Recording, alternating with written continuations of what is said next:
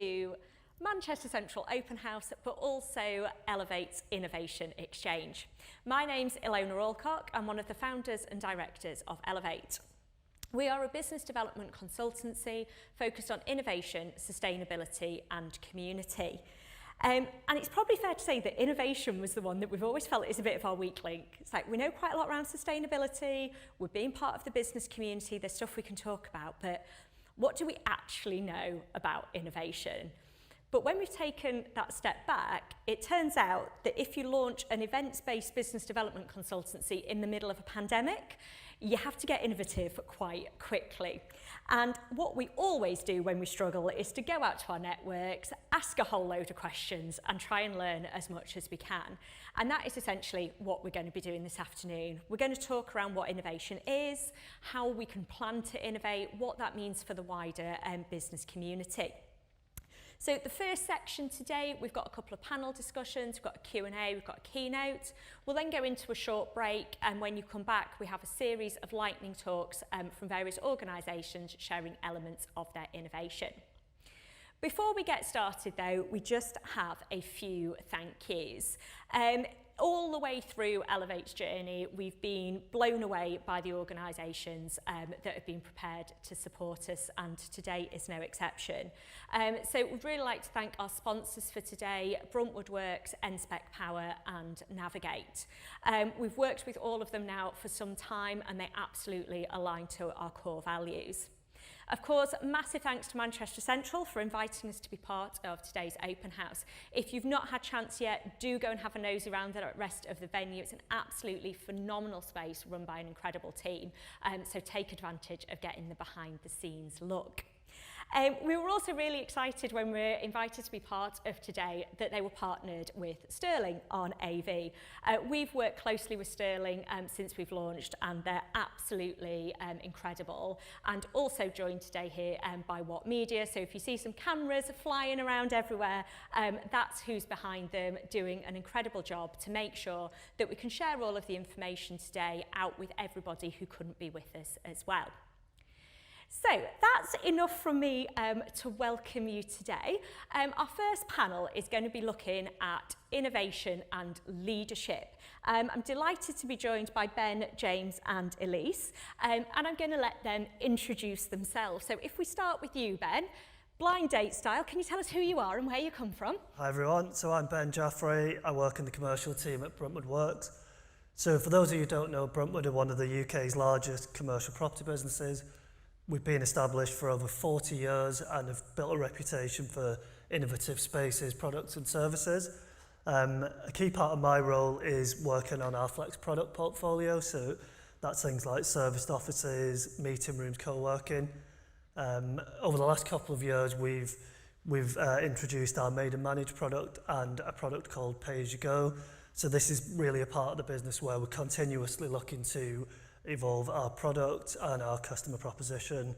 I also happen to be part of our Pioneer project proposition. So this is a 50 million plus redevelopment program, basically aimed at sort of designing and reimagining the workspace of the future. So I've got some good experience of being involved in some smaller and bigger innovation projects. Amazing, thank you. For those of you who haven't been in the Bruntwood Works buildings, the transformation that's happened over the space of the pandemic has been incredible. Some phenomenal spaces in places like Blackfriars, Block 111 Piccadilly, so some really great spaces. And if you hear lots of loud chatting and laughing, it probably means it's the day the Elevate team are in there. Really excited to be based from those spaces and to see the way that some of those spaces have changed as well, which I know is something we're going to pick up on later today. James. Hi, yeah, I'm James Alcock and I am the owner of Navigate, which is a technology and innovation company. I'm also a Chief Technology Officer on a fractional basis with a company called Freeman Clark. Wonderful, thank you. So James is very kind of focused all around innovation and very passionate about everything that goes into it, and delighted that Elevate recently won a tender to work with Midas, the Inward Investment Agency, and the Growth Company to run a series of innovation workshops, and we're going to be bringing James in to offer support on those, as well as his innovation knowledge is definitely far above mine. We will share out more information around those workshops for people who might be interested to get involved. Elise. Hi, so I'm Elise Wilson and I am leader of the Labour Group in Stockport Council, and as leader of the council I served as the lead on economy for Greater Manchester as part of Andy Burnham's cabinet. Local government has seen significant change and pressures over the last 12 years or so, and has gone through a significant process of change and reshaping. It has really forced us to have to think about how we do things, how we solve some of those big grand challenges that face people in their everyday lives today. And I'm really pleased to have been part of doing some of that work on the ground, whether that's in Stockport or whether part of Innovation Greater Manchester, the work we're doing to really make sure that Greater Manchester is a place where we flourish and our economy does really well. As an aside, I also have a small business with my husband in Stockport.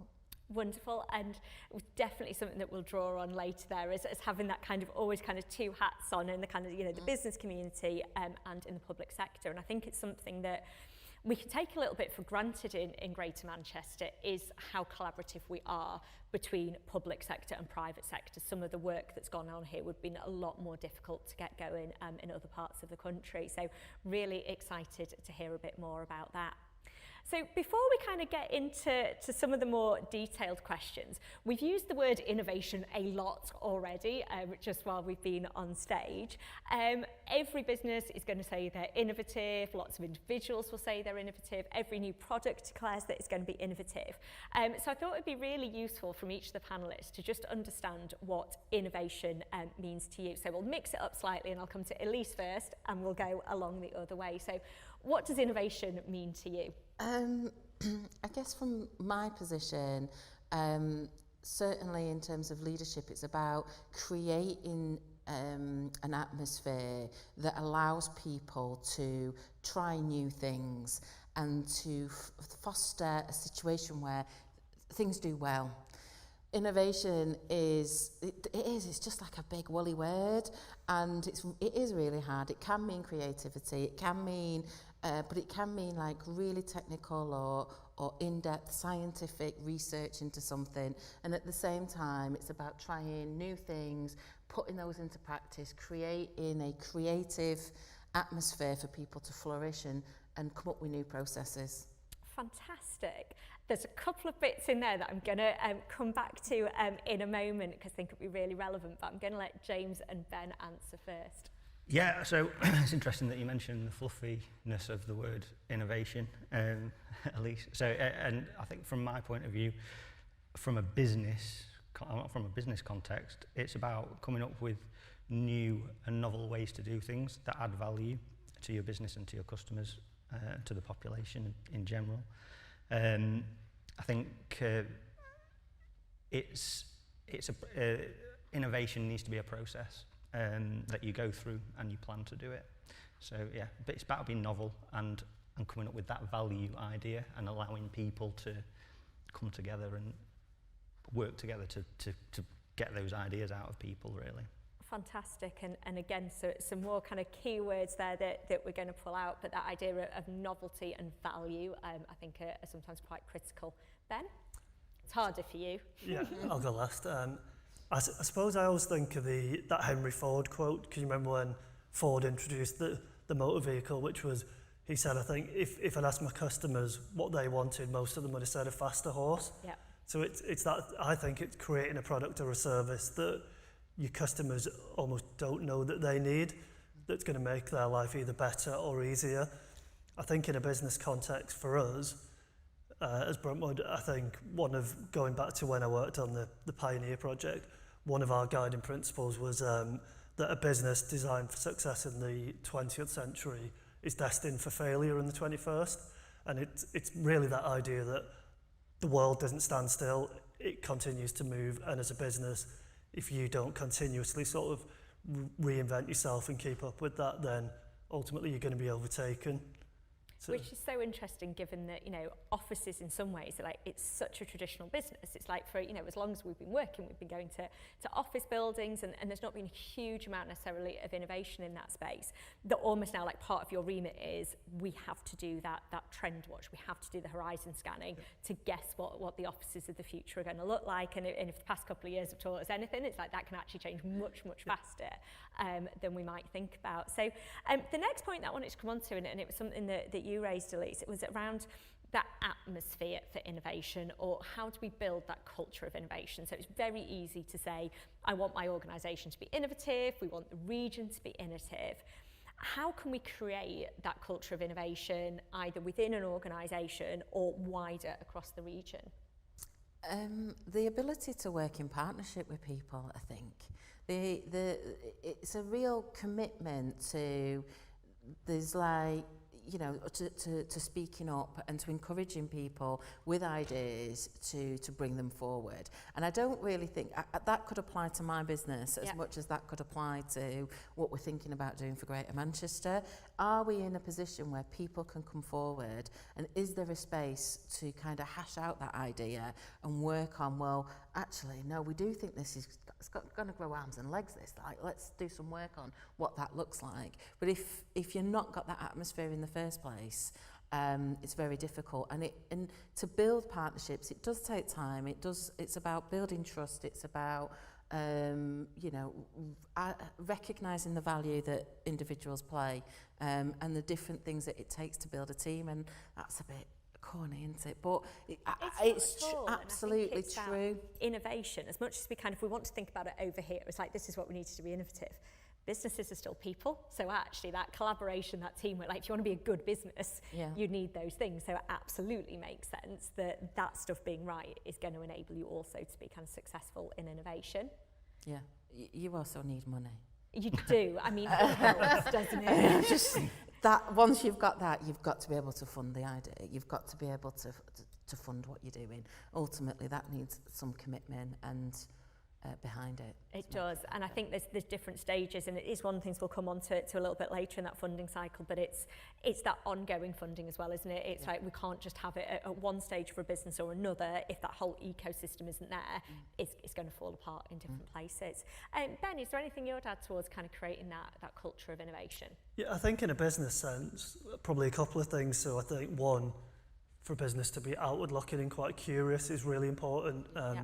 And I know at Bruntwood, we're constantly encouraged to go and visit new places, look at different industries, take as much inspiration as we can and bring that back to our business. So whether that's looking at hospitality as an example, and how does that apply to an office building?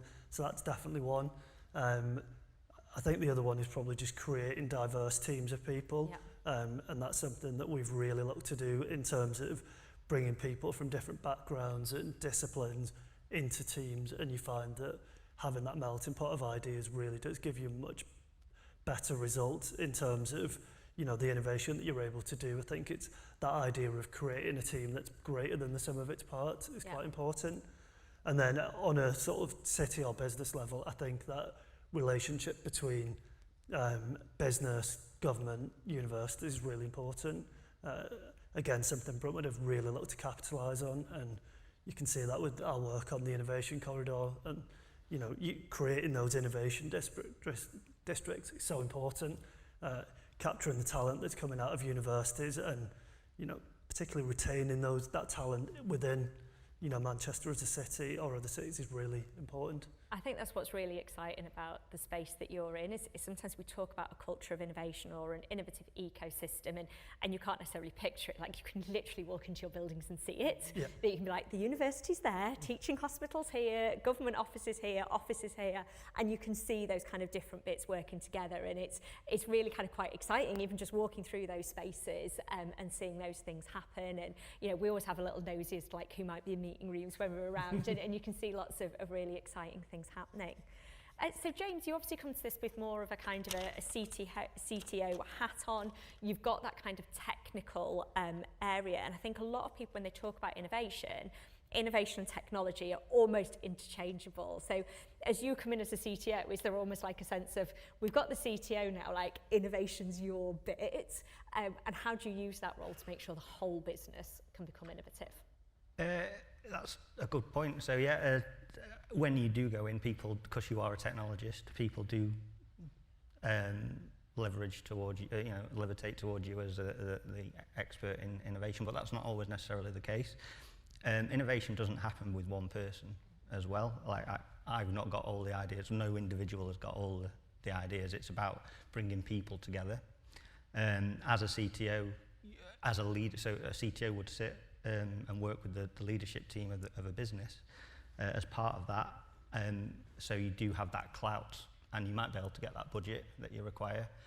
But you also need to plan to innovate. You can't innovate by accident, which is something which I always come back to when we talk about innovation. You actually have to deliberately innovate. And then obviously as a CTO, as a technical person, I've been involved in projects and management and leadership throughout my career. So I've got that skill set to be able to take those innovative ideas and actually implement them. So that angle is part of it, as well as the technology. But I think the other side of that is sometimes you just step back from the technology, because the technology might not be the right thing to do. You shouldn't use it for the sake of using it. So we see, don't we, whenever there's kind of exciting technology, it's like, oh, we're going to do it on blockchain. It's like, why? It's like, because it sounds new and exciting and innovative, and it's like, it's just not the right thing for what you're trying to do.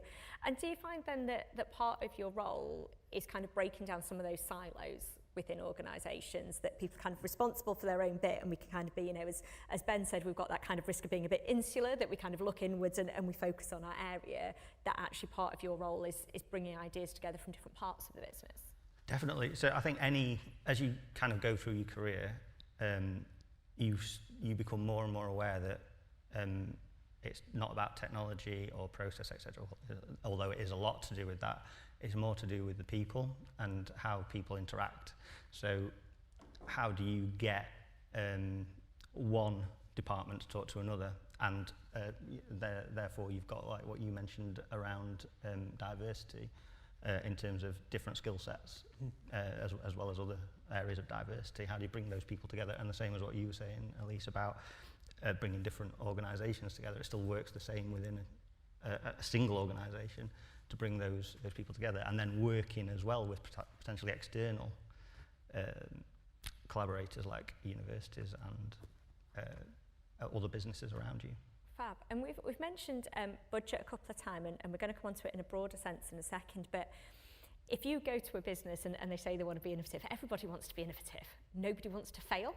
So how can you build in that kind of, we're going to get loads of ideas, we're going to test them, we're going to find the value, but actually, do we need to budget for the failures? Are there ways that we can kind of mitigate some of the risks so we don't kind of put all of our eggs into one basket and then find out later on if it's worked? Absolutely. So looking at doing innovation is an investment, and like any investment, you need to spread your risk across that. From a cultural point of view, you need to be happy to take risk, and also for your people to fail at that. Although people don't like using the word failure, as long as you learn from it, it's not a bad thing. It's a good thing, as long as it's not catastrophic. It's good for people to learn lessons from the past, evolve and move on. So failure is really, it's important to embrace failure, but also put measures in place for your people to be able to fail, so that it's part of their ongoing career development, etc. So we can kind of fail safely in kind of the least expensive way possible, and make sure that it isn't just we failed and we shall never speak of it again. It's that didn't work. What have we learned, and how can as humans, we don't like to fail, do we? Like, I think that comes from our schooling, especially in the Western society. Failure is not allowed. You have to pass your exams and all this kind of stuff. So you have to get through that. And so we're kind of relearning how to learn, almost. Amazing. So Ben, we've mentioned around kind of the change in your spaces, and we can see them constantly evolving around us. How deliberate is it when you sit down to plan a space to allow for innovation? Good question. I think more and more so. It's particularly if you look at the last 3 years with everything that's gone on, we know that working patterns have changed forever, and the way that people use the office has obviously shifted with that. So I think, you know, the days of people coming to work to sit in a traditional bank of, you know, office desks and do their tasks, those days are gone. More and more it's about coming into the office to collaborate and to socialise. So I think office design and the use of buildings has to change with that. One of the phrases that I've heard used quite a lot recently is around employers and businesses having to earn the commute. So almost convince their staff that, you know, the benefits of coming into that place of work outweigh the cost and the time lost through the commute. So office design is going to be fundamental to the way that works, and I think that collaboration and innovation, I think most people are agreed that happens most effectively when people are together, bouncing ideas off each other, rather than, you know, necessarily sitting on Zoom calls and trying to do it virtually. So definitely I think office design will, you know, innovation is going to be one of the core things that we're looking at. And you get that level of spontaneity, don't you? If you see someone in person, we were looking at a number of years ago now, we went on a tour of the BMW's iFactory, and the way they've organised it is, as you would expect, very, very high security. There's lockers, everybody has to scan in and out of the same gates. So they put the staff canteen behind the gates because they're like, so many chance meetings happened at that point. They're like, if I can go and grab a cup of coffee, this is where some good stuff's going to happen from. And those who know the Bruntwoods Works Builder knows, but like there are great hospitality options in all of those. So if you do have those chance meetings, it's a really easy place to kind of continue those conversations. Is that done deliberately to encourage those types of conversations within the building, or is this it's happened and we're embracing it? No, I think if you look back to the pioneer developments that we started that project 3 or 4 years ago, so I think a lot of these trends have been coming for a long time. What we've probably seen over the last few years is the pace of that change has really sort of sped up. So we've seen 10 years worth of change in people's working patterns probably condensed into 3 years. It's just a good thing that we were ahead of the curve on that in terms of our developments and design. Absolutely, and I think it's probably worth a little bit of a shout out to how you handle the pandemic as an organisation, because as you might know, that slogan, like, you know, creating thriving cities, and it's always been described to me that Bruntwood wanted to be kind of a partner for growth that kind of happened to be buildings, and actually wanting to get more involved with organisations, and it is something that, you know, we've benefited massively from, but actually to allow companies to thrive and innovate, having that flexibility of what is probably your biggest outgoing has been kind of really interesting to see. So in terms of that kind of model of use of the office, what kind of more flexible arrangements do we see from that kind of traditional, you've got a 12-year lease and you can break at 6 years if you fill all the paperwork in exactly at the right time? But probably the obvious one to mention is the pay-as-you-go product. So this is a product we launched just over 12 months ago, and it basically allows you as a business or an employee to book space by the hour. So you can come into our buildings in the city centre or across our portfolio and literally turn up, pay to book by the hour, by the half day or by the day. So it's really giving people the ultimate flexibility to come and work in any of our spaces without that commitment. Our job is then to convince people that these are spaces that they want to be in longer term. And I think that the buildings do a good job of selling that. Yeah, they absolutely do. Once you're in and part of that community, it's kind of where you want to stay, and lots of people that we talk to in the space kind of become advocates for it. They're like, come and work in my building, and you want people to be in those spaces. Amazing. Now, I'm going to move on to politics. Long gone are the days where politics was a boring topic, and we were chatting about it before we came on. There is a lot going on at a national level at the moment. And one of the things that obviously, you know, here in Greater Manchester, but across the North more generally, we're kind of keeping a bit of an eye on is, we went through a bit of a Northern powerhouse, we then had a levelling up agenda. What have we got now? And is any of that translating into the money that we need to see to enable, you know, all of these businesses to succeed? Well, I think at the minute we've probably got a real period of uncertainty, not least because of the leadership contest taking place. But even before then, we just didn't have clear direction, I don't think. And it was what James was saying around when you want to innovate, you need to have a plan. And that comes, in part, we need to see that from the top as well. So we need to see our government come along with a strategy and a plan and a commitment. Again, comes back to what I was saying in terms of money, that this is what we're going to do now for the next X number of years, and we can say that we're going to put some money behind that to help create the atmosphere that means that we can do the innovation that needs to do, and we can bring together partners, business people, universities, but others as well, the voluntary sector, local government, into that conversation to create the atmosphere that's going to happen. And I just feel like right now we don't have that from the government nationally. However, it is a bit of a balance to that. I think locally, certainly in local government, whether it's the mayor or the leaders across Greater Manchester, you do see more and more a real commitment to driving that change, creating the opportunity, and where we can, giving a strong steer with a good strategy to how we make that happen, and building the collaboration that we need to see. We went, and that's not just in terms of what we're doing here and having that insular look that you were talking about, but about looking out. So if you think about what we've done in the last few years in Greater Manchester, there's a new memorandum of understanding that's been signed with the Ruhr region in Germany. And the reason we wanted to do that, the mayor went and we took a delegation of universities and business people to Germany to make that happen, is so that we can collaborate on those ideas, and really keen to build and the skills, share the ideas. And again, the recent trade mission to Ireland was very much the same thing about how does Greater Manchester fit not just in the north, but as in its own right on an international stage, so that there is a plan. Businesses, universities, local people, feel that there's a competency there.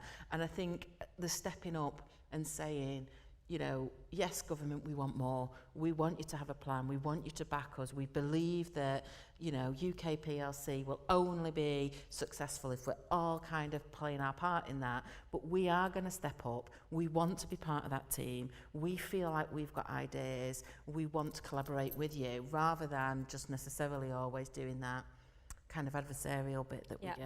And I think we've really shown how we can stand on our own 2 feet. So it's like, we're not a region that kind of waits for permission necessarily, that we've kind of gone we need all of this stuff, but in the meantime, here's all that great stuff you can do, and particularly having that kind of international footprint being really key. Wonderful. So we're pretty much at time, so I'm going to come to you all in turn for your one top tip for innovation. I have promised them it doesn't matter if they have the same one. They are allowed to say that's okay. I think they all felt they wanted to go first, so they couldn't be repeated. So I'll come to you first, Ben, and then back along. I've cheated, I've got 2. So, of course he has. He's been innovative with the rules. You can have one of mine. Number 1, create diverse teams and try and empower people at all levels of seniority in the business to contribute towards innovation, rather than keeping it as the reserve of those at the top. Number 2, R&D pots in terms of funding it, and minimal viable product launches, do things quickly, test and fail. Fab. So the diversity and then that funding to get that might have been 3. We'll let you off, don't worry. James, one only for you. Okay. So as we kind of mentioned and touched on, innovation doesn't happen by accident, generally speaking. So having a plan or a strategy in place which is aligned to your business or government goals needs to be. So that really clear plan, we hear that thing all the time, don't we? If you fail to plan, you plan to fail, and that's kind of true of innovation as well. We can't just wait for it to happen. Elise? Okay, I'm going to have 2. I'm going to go with be bold but be humble, and fail early and learn fast. Lovely. I mean, you can tell she's a politician here. We've got those sound bites, you can literally hashtag those as we leave. Wonderful. And what I really like is how much overlap there kind of is between those, that actually once you start making those plans, it's around bringing in the diversity, it's around finding the funding, it's all of those bits that we need to bring together to make it work. So hopefully lots of people have been inspired to start thinking about your innovation strategy, to start failing in a nice, quick, safe way, and we're really excited. I think we've got everything we need in the region to be really innovative and really successful. So next up, we have a video from NSPEC Power. Unfortunately, NSPEC couldn't be with us in person today because they're off at a conference in the US, but came down to the venue a couple of weeks ago to record this Q&A. For those who don't know NSPEC Power, they're electrical engineers and moving very firmly into the sustainable space, and they've got some real expertise around green innovation. Hi, thank you everybody. My name is Mara. I'm the Director of Marketing, Brand and Growth Strategy at NSPEC Power, here with Tim Rastel, who is our Director of Electrical Engineering. Hi, Tim. Hi. Please, can you tell us a little bit about NSPEC and your role? Yeah, so NSPEC are an electrical engineering company. As you can kind of imagine, any large energy generator, such as a wind farm, solar farm, any large energy user, such as a hospital or large manufacturing plant, must at some point connect to the network. So we're all based on that grid connection point. We're specialists in grid code compliance, grid connection, and power quality. So we have a company that offers a suite of power system studies, so we can analyse the sites that are for connection and make sure they are compliant in terms of power quality and they're operating efficiently. But then we also manufacture solutions to those power quality problems, such as harmonic filters, power factor correction, and reactive compensation. I'm the Director of Engineering at NSPEC, so I manage our studies department in the engineering kind of realm, but also oversee our manufacturing projects and design projects for these power quality problems.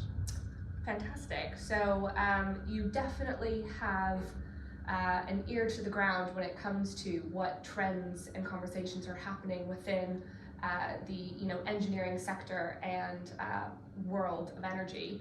Yeah.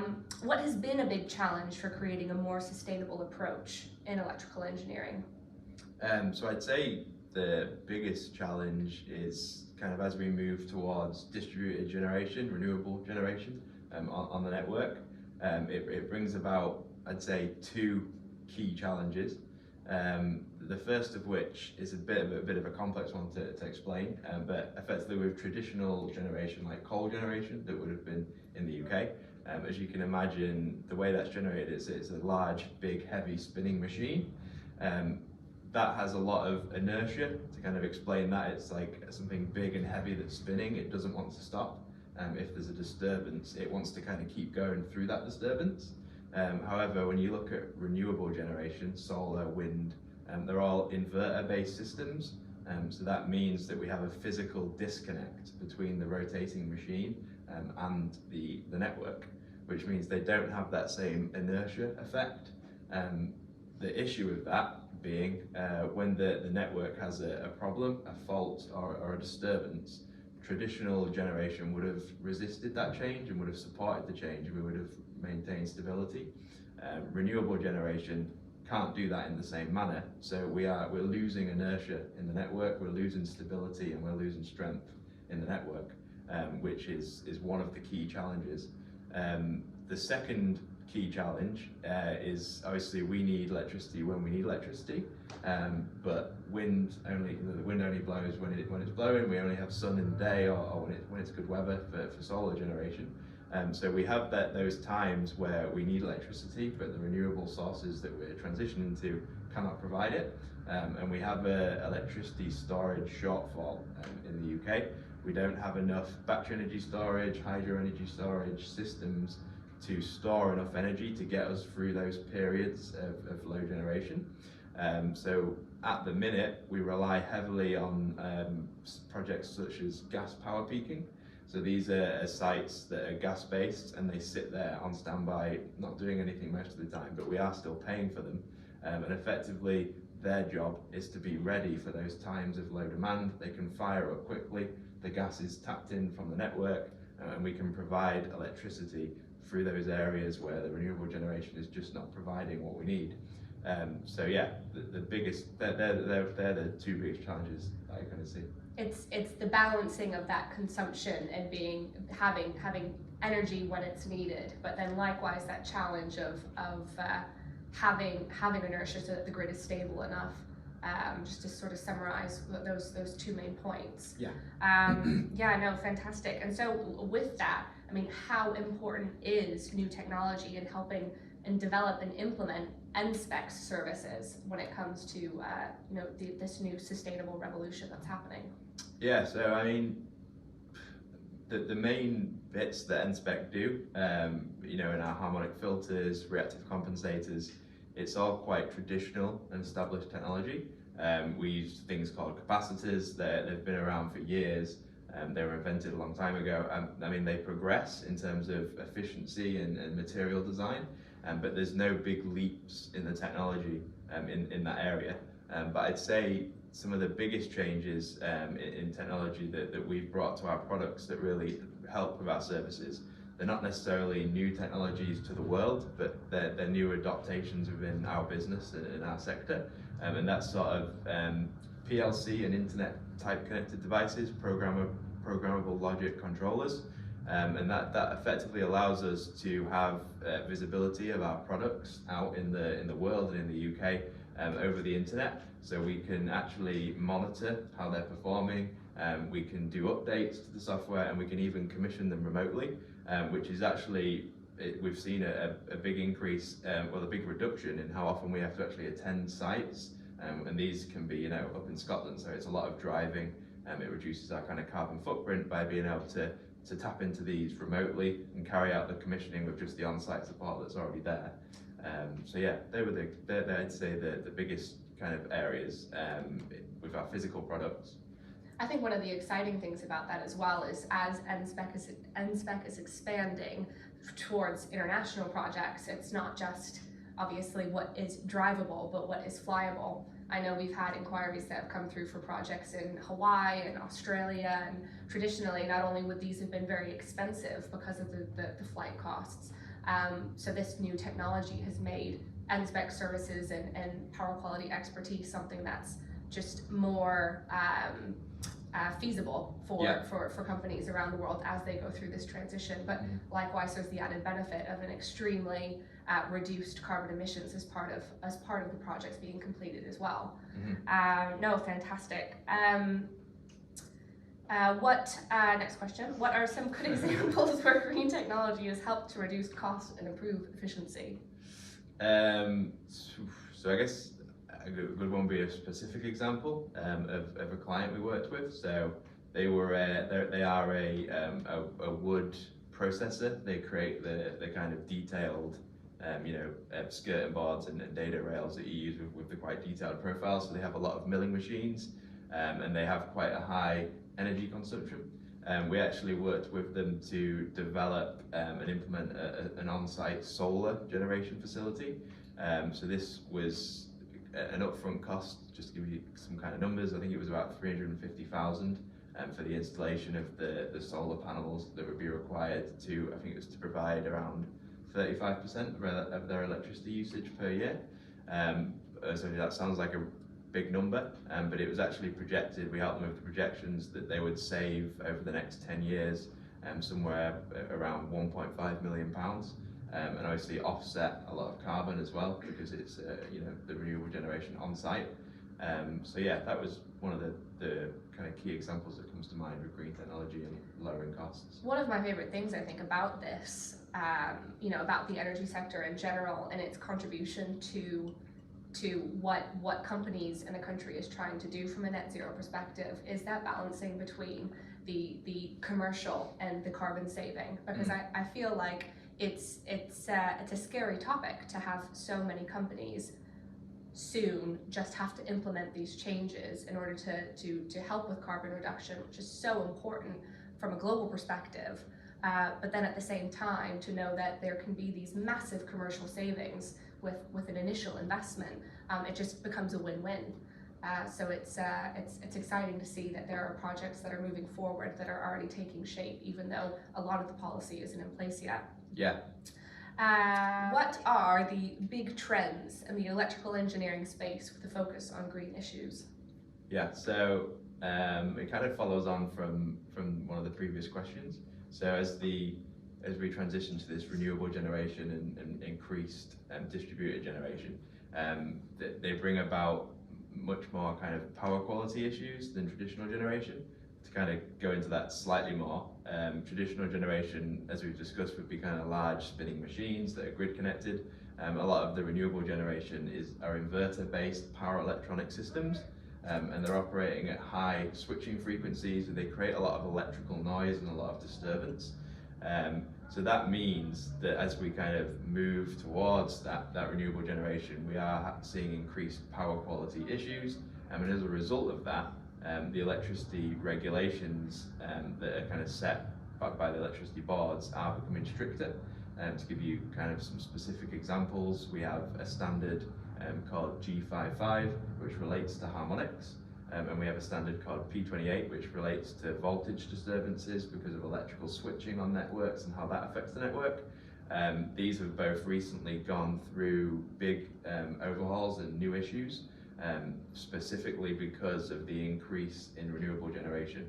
And so the standards have been revised, they've been made a lot stricter, it's a lot harder to comply with them. And as a result, we've seen a massive increase in client inquiries that people generate, designing and building solar farms and wind farms, requesting mitigation solutions for P28 issues and G55 issues, such as harmonic filters and point-on-wave switching devices. So yeah, I'd say that comes along with moving towards distributed generation. That's strict regulation.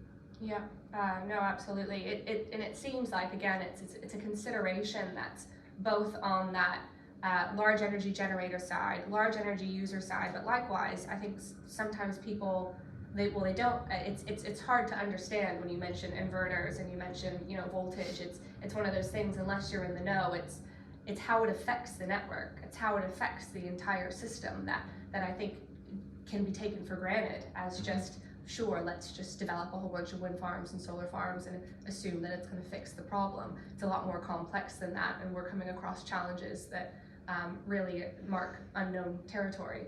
Yeah, and I think as well it's all kind of set by policy and government at the start. So it's like, we want to move towards renewable generation. Let's do it, and you don't actually foresee these issues that are going to come about. And in our industry, we're just seeing them as they develop. Effectively, we're moving along this journey, and then we're seeing these issues come along, the regulations being put in place to help us with that, and then we're just dealing with it as it comes along. But yeah.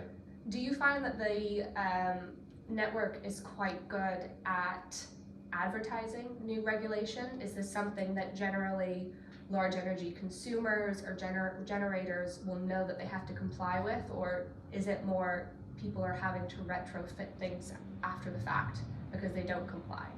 No, so I think where people get caught out is if you're a developer and you've been going along for the last 10 years and developing sites, you probably didn't have to do some of the stuff you have to do today 10 years ago. But it's all about that consultant that's kind of the bridge between you and the network, because they should know about the new regulation. They should be informing you in the early stages that things are getting tighter and that you potentially will need to allow capital and space for a harmonic filter because the harmonic standards are getting tighter.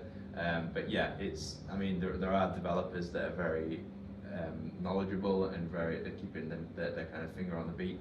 But a lot of the time that knowledge, it does come from consultants like us who are keeping up to date with those regulations. And effectively, you cannot connect and turn on your site unless the network is happy with your site in terms of today's regulations. It's just that you kind of will get caught up later in the design process if you've not already been aware of that. It sounds like for good reason as well. Yeah. Not just an arbitrary slap on the wrist. It's because the whole network does work together. Definitely, yeah. Perfect. So final question: what does the future hold for green technology? So yeah, I think it kind of touches on the points, mainly the point from one of the first questions is around energy storage. That is the key to unlocking this renewable generation that we want to achieve in the UK and in the world, so we can bridge the gap between when the sources aren't there to be generated and when we actually need electricity. So battery energy storage, there's going to be great developments in that technology. The capacity, the price is going to come down, as we install more, but also alternative forms of energy storage. So you've got hydro, you've got kind of pumped gas storage underground, and you've got all different forms of energy storage, but that is going to be, like I say, the key for us moving from traditional to renewable generation and be able to sustain in terms of our demand for electricity. I know we've spoken about it earlier, and I quite like the phrase, it becomes the bridge that gaps that old world to the new world is our capability of being able to store energy. Mm-hmm. Definitely, yeah. Yeah, fantastic. Thank you very much. No problem. Thank you.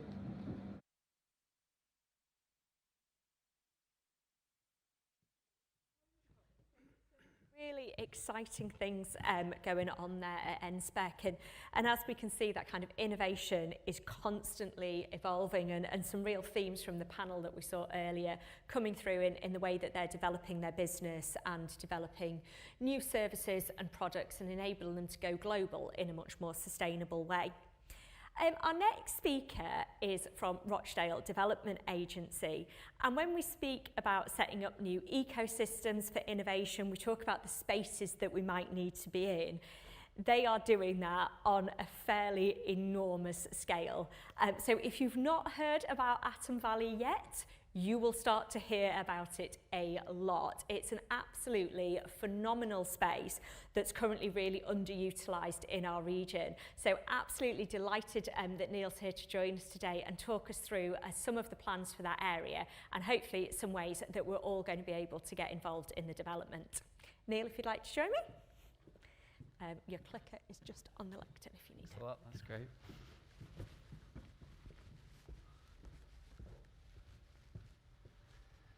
So hi everyone, thanks a lot for coming down. As I just heard there, we're really, really excited about this concept that we've been developing with our partners at Rochdale Council, at Bury Council, and with Oldham. And it's a concept that we're really interested to develop, and you'll be hearing a lot more about it because we're about to become a mayoral development zone with Andy Burnham. And you'll get a sneak peek today because whilst it's gone through Bury Council, my council, or Rochdale Development Agency, is owned by Rochdale Council, and it's going to their cabinet on Tuesday, and it's going to Greater Manchester on Friday. So hopefully what I'm saying today will all get voted through by the politicians. I'm sure it will, but you'll get a sneak peek today. So I'm going to give you a bit of an overview of what we're planning to do and what's some of the background towards the concept. But effectively, it covers that area in the northeast of Greater Manchester, which is made up of Rochdale, Bury, and Oldham. So where I want to start, though, is a bit of a story here, because I'm really interested in the journey Greater Manchester and a journey a place like Rochdale's been through, because it has a really fascinating history and a really fascinating heritage. So for those of you who have not been to Rochdale, this is a picture of our magnificent Grade 1 listed town hall.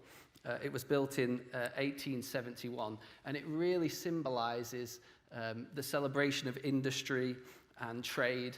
When you go into there, there's some magnificent stained glass and shows all the places Rochdale trades with in the Industrial Revolution. And for me, it really symbolises some of the interesting things that happened back in the first Industrial Revolution and some of the spirit we're trying to capture into the next. And some of the history anyway, and some of the background to where we want to get to, almost with this Atom Valley concept.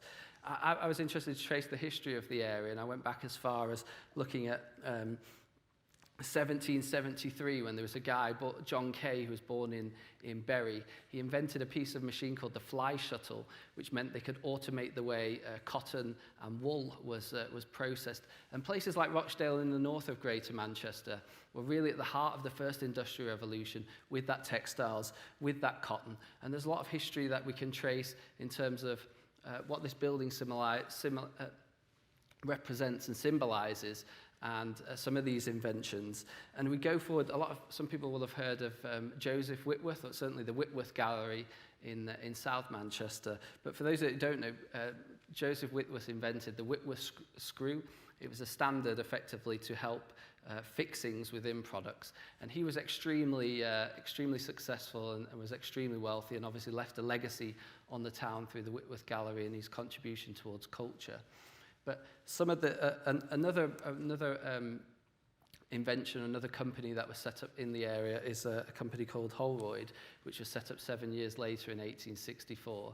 They partnered with Joseph Whitworth and effectively created some of the machinery. And the reason why I'm talking about some of these companies is these were the entrepreneurs, effectively, that started off that first industrial revolution. And off the profits of some of those industries, they built magnificent buildings like this to celebrate, effectively, what places like Rochdale and places like Manchester did. And it was very much that combination of the place, the entrepreneur spirit, the fact that we had radicals like John Bright who were railing against corn laws and anti-slavery.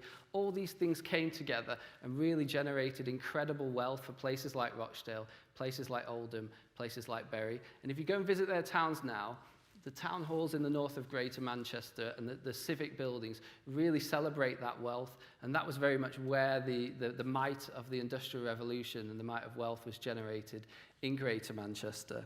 And I think we're all familiar with the story that followed effectively within the deindustrialization of the place, the shift to more professional and financial services, and how manufacturing went on decline. And we're probably even more familiar sat here in Manchester city centre with the story of the city centre itself.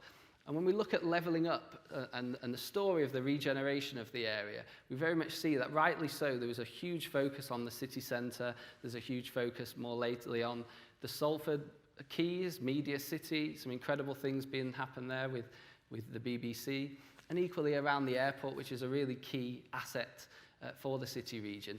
So we recognise that effectively, we think the future effectively of Greater Manchester is to build on some of those strengths, but then it's to play on some of the strategic assets we've got in a place that we're calling Atton Valley, this growth location within the northeast of the conurbation. And that's anchored by three key sites that we see, three key employment sites, one of which is Kingsway Business Park, which is in Rochdale, labelled as number one. One of which is called Northern Gateway or Gateway North, depending on where the developers position the branding. And that straddles Bury and Rochdale. And the third of which is Stake Hill, which straddles between Rochdale and Oldham. So we very much think we have to sort of level up within Greater Manchester. And there's two facts that really start to support that. One is to say, when you actually look at, and this is an example of the median weekly wages for residents, and you plot, there's 10 districts within Greater Manchester, and there's 9 regions within England, and if you add in Wales, that brings 10. And broadly speaking, when you map the distribution of wages, you can actually see that there's a very similar trajectory between the UK and between Greater Manchester, in the sense that places like Trafford, places like Stockport, places like Manchester, or there's particular areas in Manchester like the city centre, they're almost performing like London, they're performing like the southeast and the east of England.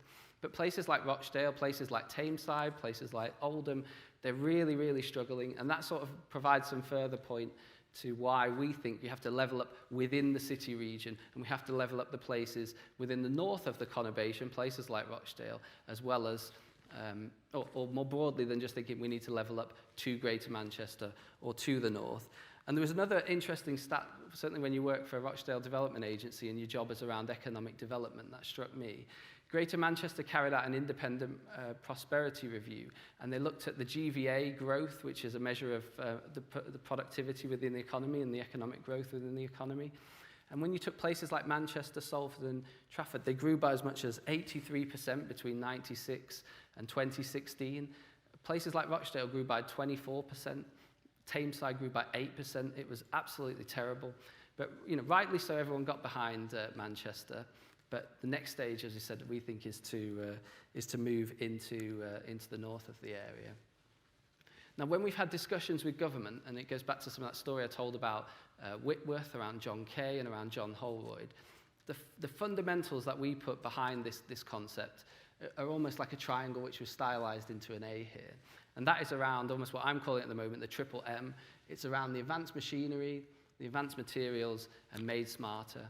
And that very much, when you hear that story at the start, when you think about John Kay inventing that fly shuttle, when you think about the Whitworth screw, when we think about wool and cotton, those were the materials of the time, you're starting to get what were the advanced materials of the time, and then you're starting to get into the advanced machinery and those types of elements there.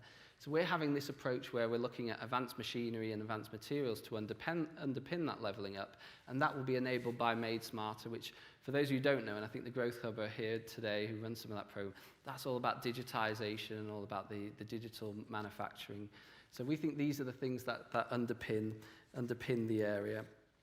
And I think the key message I'd like to give in terms of this slide and in terms of this proposition is that when you think about what made Manchester rich, it wasn't just the wool and the cotton. We hear about Cottonopolis, we hear about that sort of industrial revolution. Yes, that was a really important thing, but it was also about the innovations around the machinery, the thing that made Manchester the best place, that it could spin cotton, it could spin wool, it could turn those raw materials into something better than anywhere else could be, and that's the thing that made it really, really rich.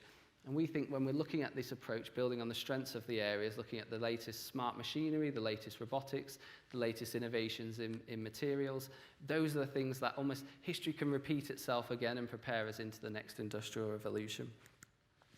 So to give a bit of a flavour in terms of what that might look like on the ground, we've been developing for a number of years with partners across the University of Manchester, into Leeds, into Huddersfield, with the National Physical Laboratory, a product called the Advanced Machinery and Productivity Institute. And this has a goal of creating those new advanced machines, those new robotics. It's founded by a number of industrial partners. And we think the innovative thing we did there is Rochdale doesn't have a university. It went to its industrialists. And I mentioned John Holroyd for a reason when his company was set up back in the 19th century. Holroyd are still trading today. They're still at the cutting edge of creating advanced machinery. We went to our business community, typically other places will go to the university, and said, what do you need?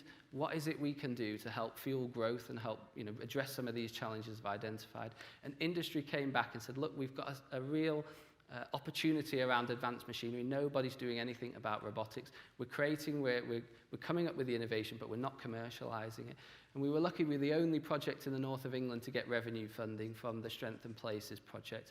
And Rochdale Council has been really bold and put some of its capital funding behind it, so that we hope that we can realise a real landmark facility that will ground that revenue programme in the northeast of Greater Manchester to create those robots, to create those machines, to create those underpinnings of manufacturing that we can deliver into the future. The second really interesting component, I talked about the Northern Gateway site. This is a plan almost to show its proximity. We're right there at the bottom of the plan, obviously in Manchester Central, and about 5 miles north is the largest strategic employment site in Greater Manchester under the Places for Everyone programme. So this is looking to release 1.1 million square metres of floor space.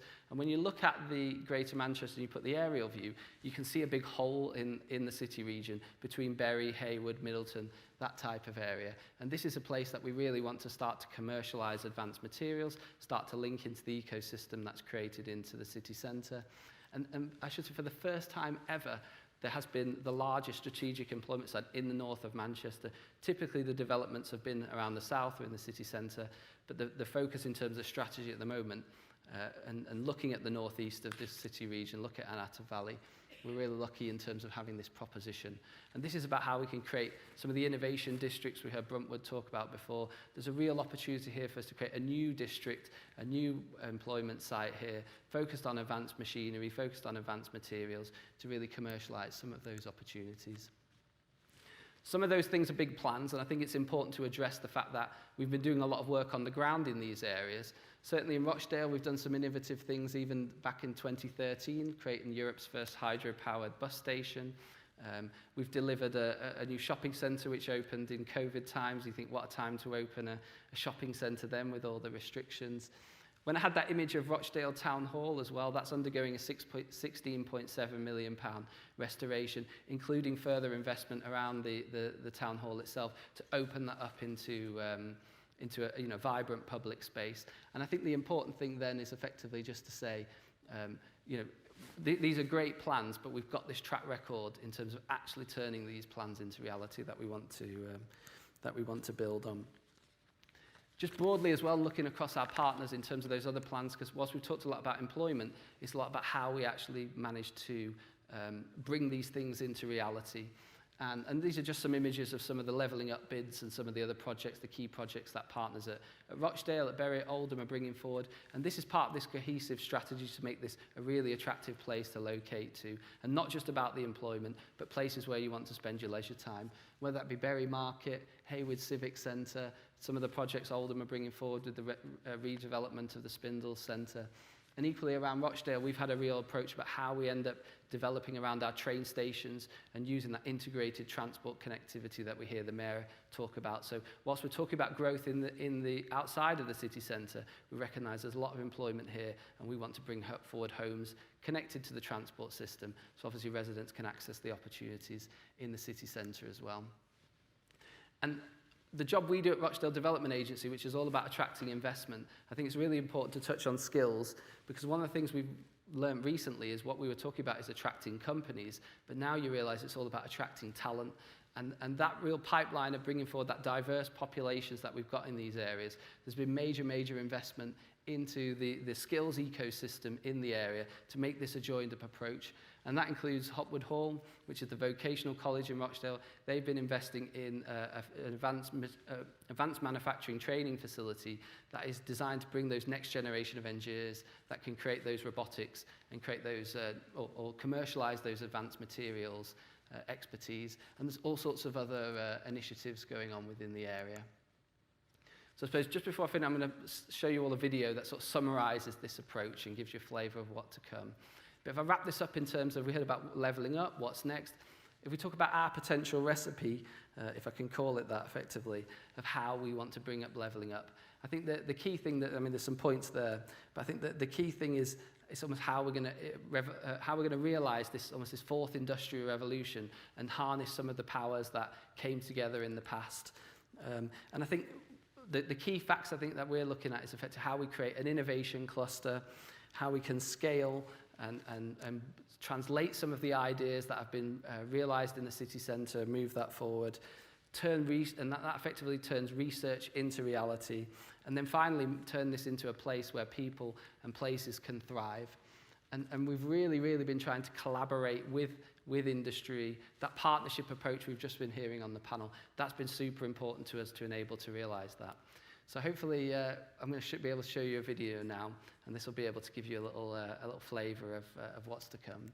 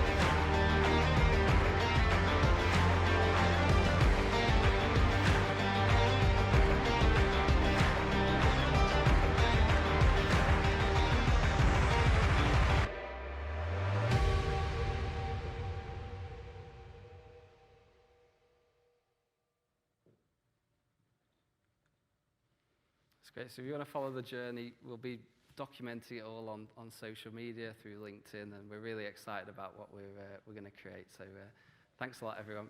Incredible. Thank you so much. I think it's fair to say, like, Rochdale's never looked so good, has it?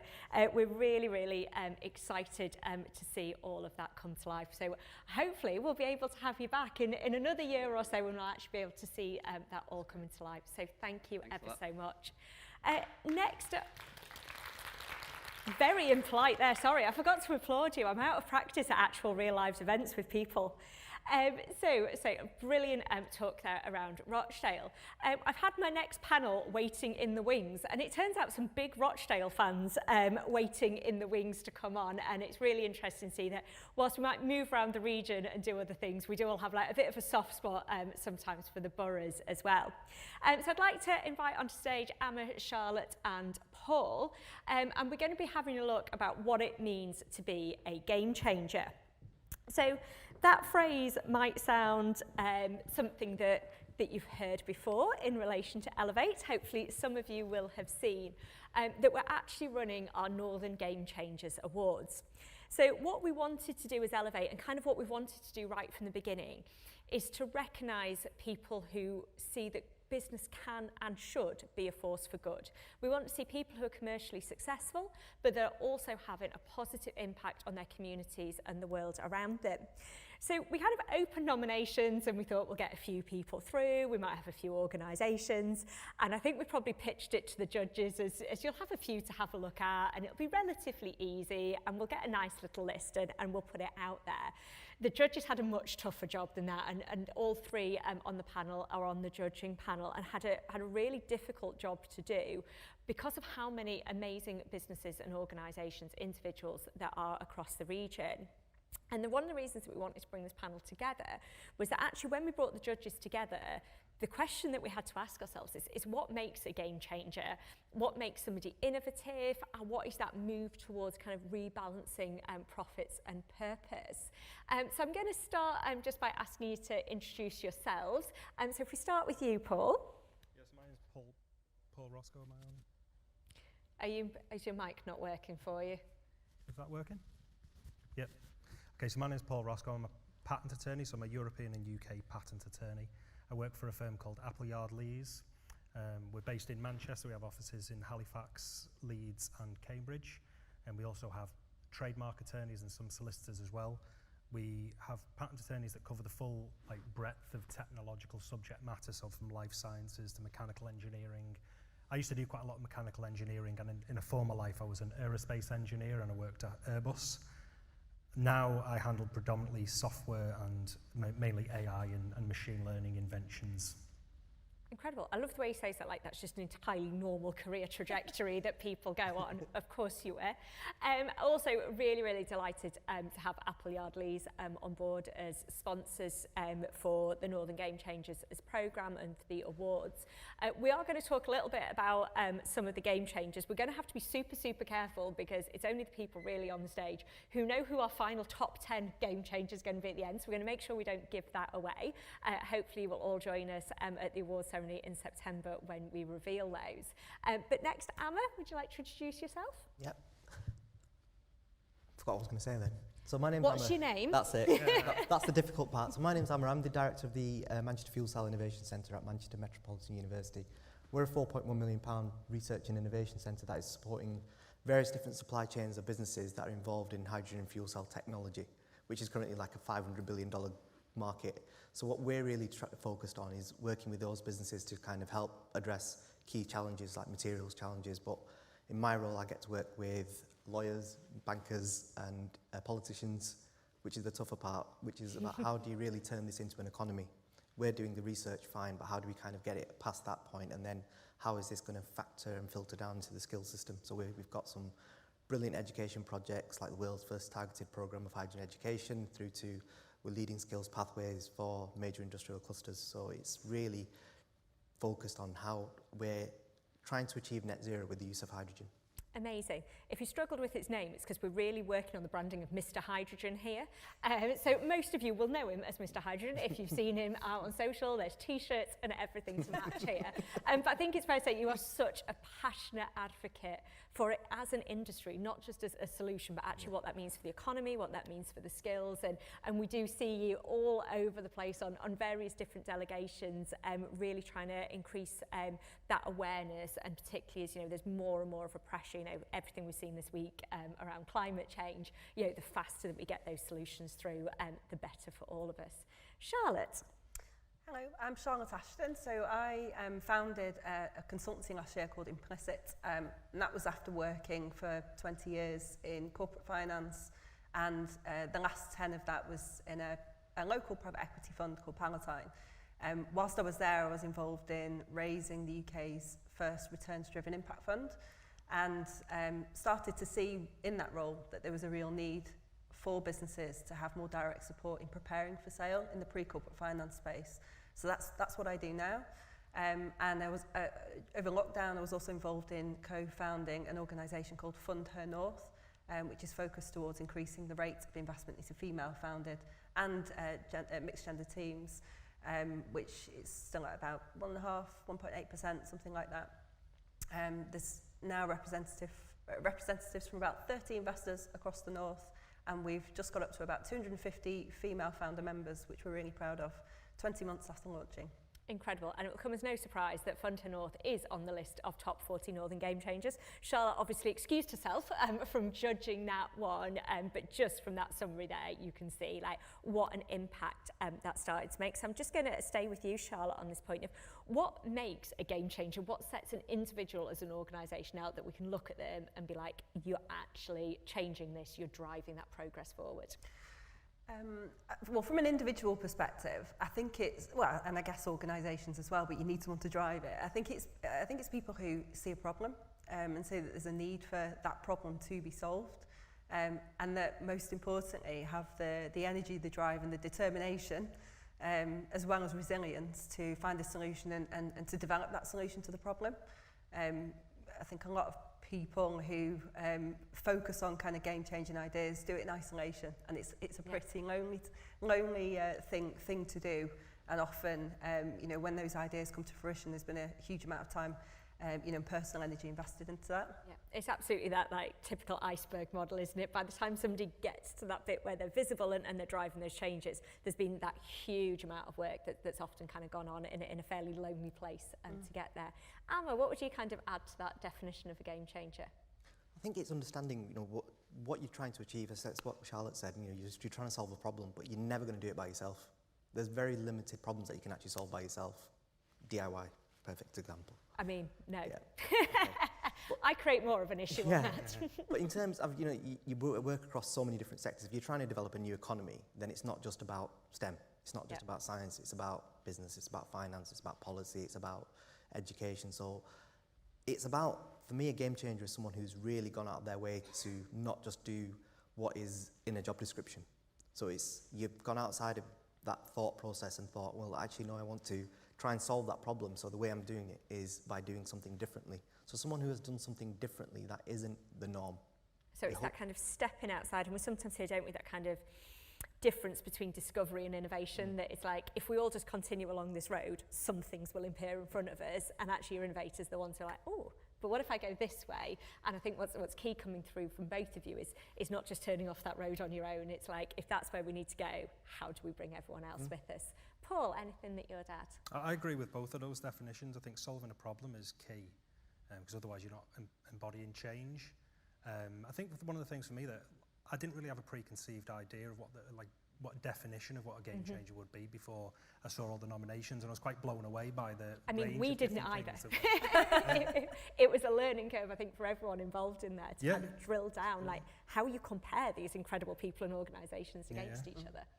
And it must have been a difficult task for you as well to get to that stage, you know, of even the things that we didn't see. But I think for me, like Warren Buffett's somebody I quite like listening to his quotes and things, and he gave a presentation somewhere where he said, you know, if there's three things you might look in a person or a company, there might be like work ethic, intelligence, and then you've probably got integrity as well. He says, which ones of those are the most important things? Because you're probably not going to have all of them, and you don't want somebody who's really hardworking who's not got any ethics and they're very intelligent, because they're just going to wreck an organisation, or do you know what I mean? So I think for me that people who show a lot of integrity as well is an important trait in a game changer. Brilliant, and I'm going to stay with you on this one, because I think it kind of brings us on to kind of the next point that we wanted to make. It's around this idea of balancing profits and purpose. One of the books that I talk about a lot is a book called Grow the Pie, and it's we also had the pleasure of meeting the author and seeing him at TEDx Manchester.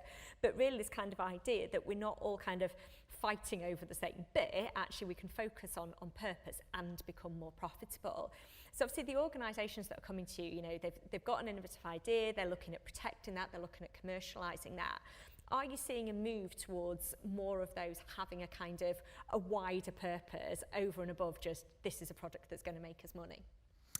Yes, we do. I think if you look at both large companies and also like startups as well, I think that's true in both.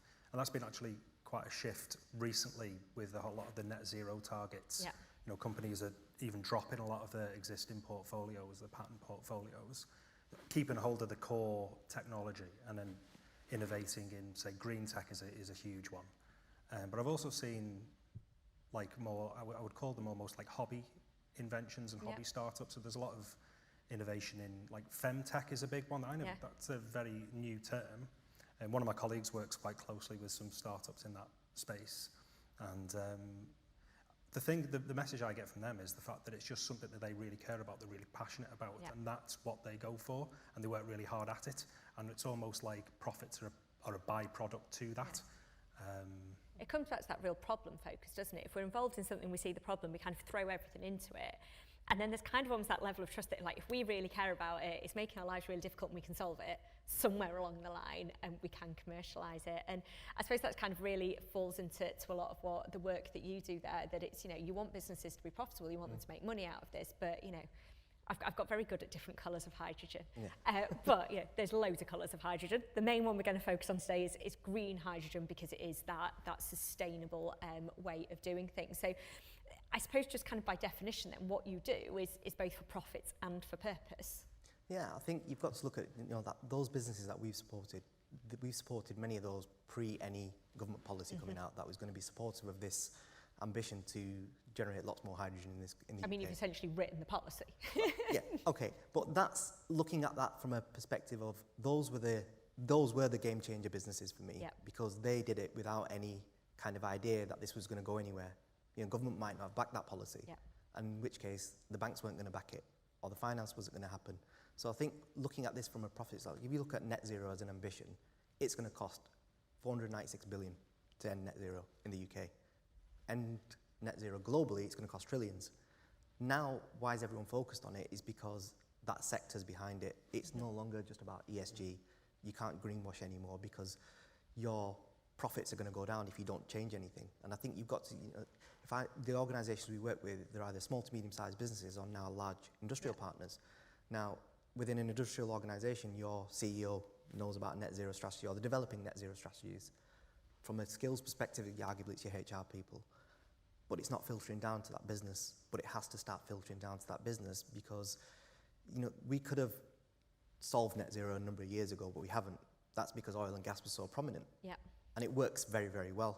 You know, we were all driving around in cars and, you know, I'll admit it now, I used to drive around in sports cars years ago, but that was kind of when I was a bad person. But, you know, looking at this from a... This has suddenly turned into confession time. It is confession time. But looking at this from a perspective of what's that shift change now, the largest investors in net zero right now are oil and gas organisations.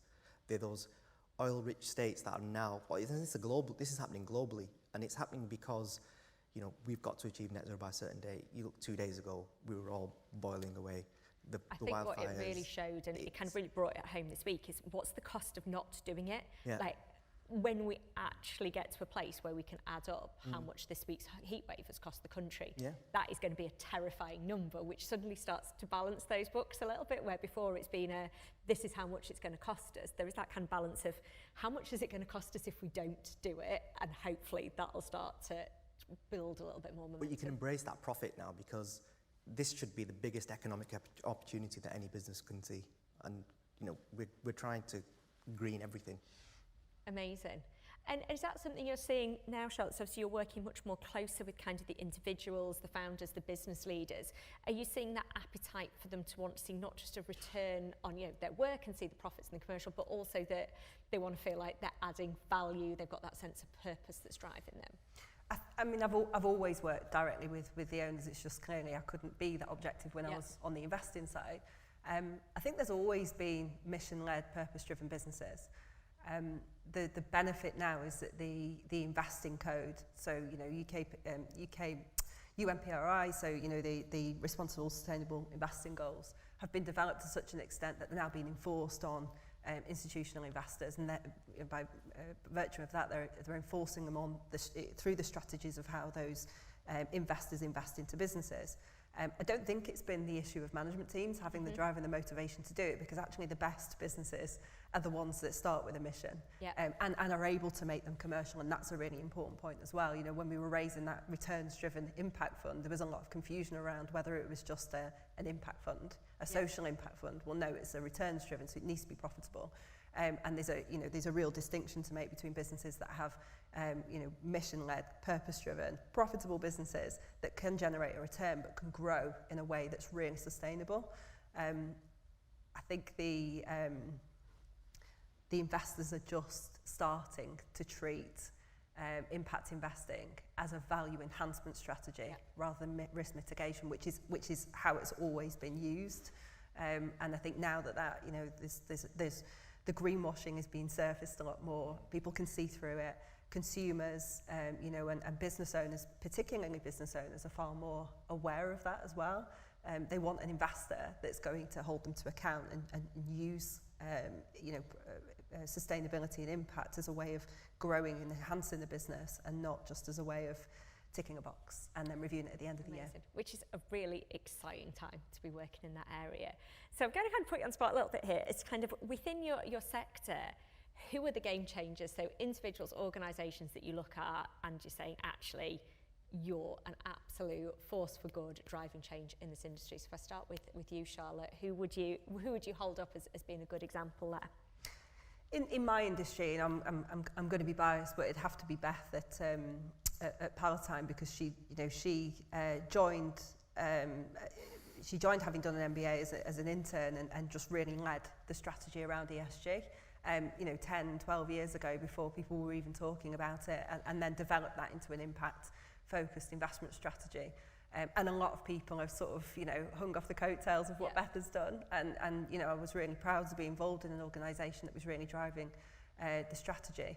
I think there's lots of other investors that are doing similar things. There's, Big Issue Invest, Fair by Design. There's a lot of funds that are really specifically focused around poverty premium, those types of things. But actually, I think the funds that can come into the mainstream and create much more focused, sustainable impact investing are the ones that are really driving change. And I do think that started with Beth, actually. No, it's incredible. And I think when we talk about kind of game changers and that bit, it's who do we bring with us, and do we make it easier for the people afterwards? And I think that is absolutely what she did there, is that kind of pioneer, but then also it's enabled a lot of other people to come into that space.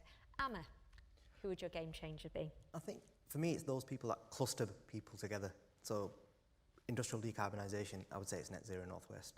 Within the combined authority, it's the environment team because they congregate the people that will affect that change. But my ultimate game changer is those younger generations that are really bringing that new, fresh way of thinking, because they're teaching me things. They're teaching all of us things, because they're recognising that climate change is a major issue, and they're actually almost hammering us to say, you need to do something about this, because you're the one that's destroyed it. Yeah, it's a really passionate vocal generation that's coming definitely. through, and I think it's going to be such an exciting one. I think what's really kind of shown us in like the way that a lot of GMCA is working is actually bringing that youth voice forward. So it's not just a load of old white men in suits having a chat about something. It's actually like, who in the next generation? What do they care about? How can we get them involved? And I think we will see a lot of exciting stuff in that space. Paul?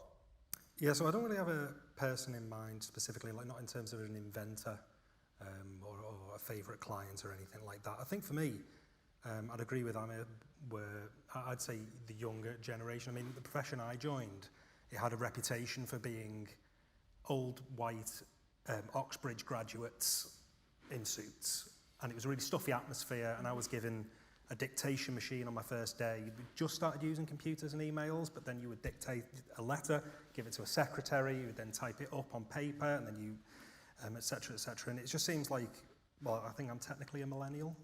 We're all getting into kind of like leadership positions now, so we've that, and like younger generations are just demanding a different way of working, and it's just a much nicer workplace to be in.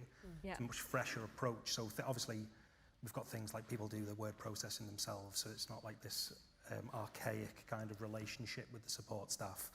We've also got things like obviously Teams meetings, All our systems are online now. We've also got like the working from home practices, which Yeah. obviously has affected every industry. So now people are demanding flexible working. So I think that's all very good. You know, it's better for people, like young mums and things like that. If you're like, It's really changed that split, hasn't it, between kind of home and work, that Yeah. actually, if we could start to, you know, actually admit that we have lives outside of the office, that